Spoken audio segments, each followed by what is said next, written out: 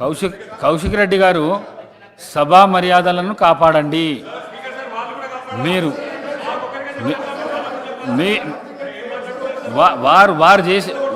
వారు చేసినందుకే వారు లేచినారు, మీకు తెలియంది కాదు. మీరు చాలా సీనియర్ శాసనసభ్యులు, మీరు చాలా సీనియర్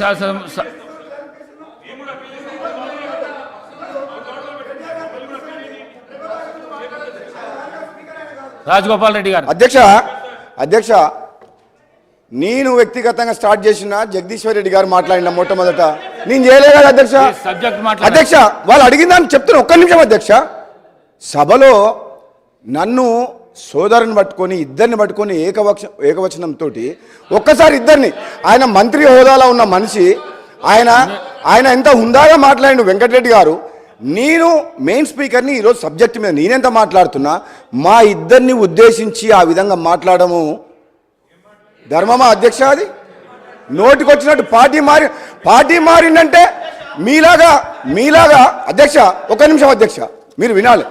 ఇప్పుడు పార్టీ మారినంటే మీలాగా కాంగ్రెస్ పార్టీలో గెలిచిన 12 మంది ఎమ్మెల్యేలను తీసుకొని ప్రజాస్వామ్యాన్ని కూని చేసి ప్రతిపక్షం లేకుండా మీరు చేసిండ్రు. నేను పార్టీ మారితే నా పార్టీకి పదవికి రాజీనామా చేసి మారినా. మీలాగా దొంగ పని చేయలేదు, లంగ పని చేయలేదు.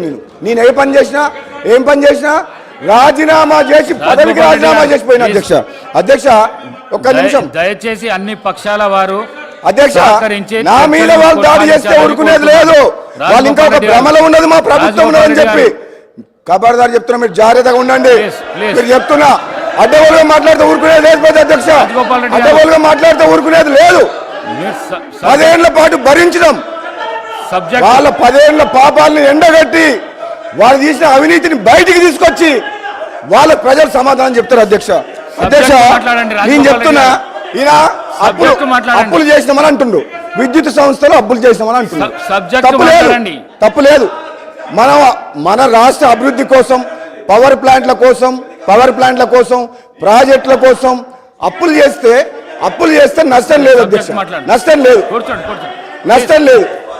రాష్ట్ర అభివృద్ధి కోసం, ప్రజల సంక్షేమం కోసం, మన ఇన్ఫ్రాస్ట్రక్చర్ క్రియేట్ చేసేందుకు, ఇరిగేషన్ ప్రాజెక్ట్ చేసేందుకు, పవర్ ప్లాంట్ పెడుతుందుకు అప్పులు చేస్తే తప్పులేదు. కానీ అనవసరంగా యాదాద్రి పవర్ ప్లాంట్ కట్టొద్దు అని చెప్పిండ్రు. అది 7 రూపాయలకు 8 రూపాయలకు ఒక యూనిట్ ధర వస్తుంది యాదాద్రి పవర్ ప్లాంట్.